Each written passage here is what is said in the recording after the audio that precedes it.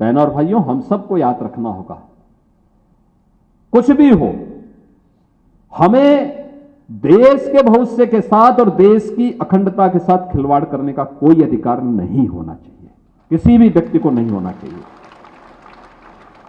और मैं तो आपको बार बार कहता हूं, आपका आदर्श आचार्य चाणक्य हो सकते हैं, आपके आदर्श, आप काशी में हैं, पंडित मदन मोहन मालवीय हो सकते हैं, डॉक्टर राधा कृष्णन हो सकते हैं।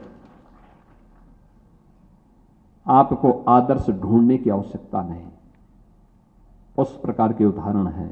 आचार्य चाणक्य जैसा गुरु होगा, देश कभी विपन्न नहीं हो सकता। विदेशी ताकतें आपकी ओर आंखें उठा करके देख भी नहीं सकती। फिर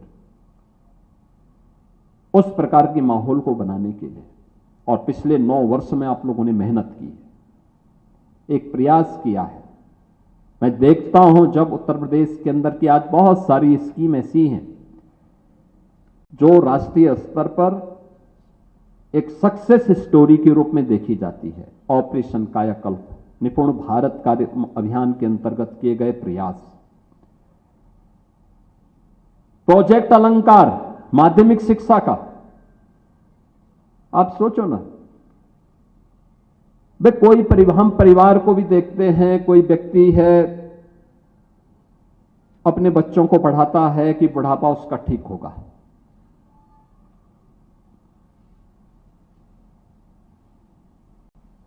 जिन स्कूलों में आपने अध्ययन किया है, उन स्कूलों में अगर कोई सुविधा नहीं हो पाई है तो हमारा दायित्व बनता कि हम भी कुछ कंट्रीब्यूशन करें, कृतज्ञता ज्ञापित करना, यही है।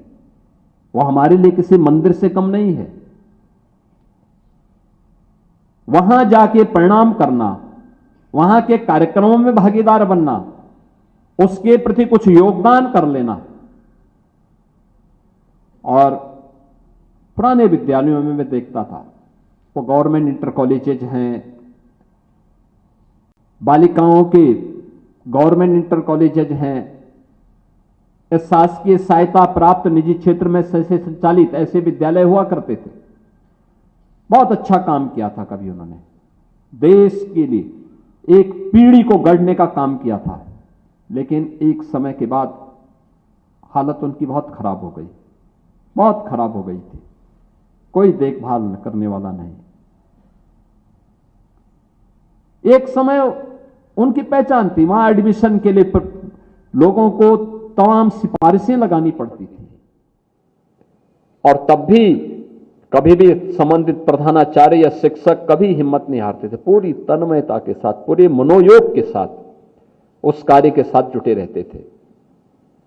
समय के साथ गिरावट आई, फिर संसाधन भी नहीं शासन के द्वारा उपलब्ध करवाए गए, वे विद्यालय जीर्ण शीर्ण हो गए थे।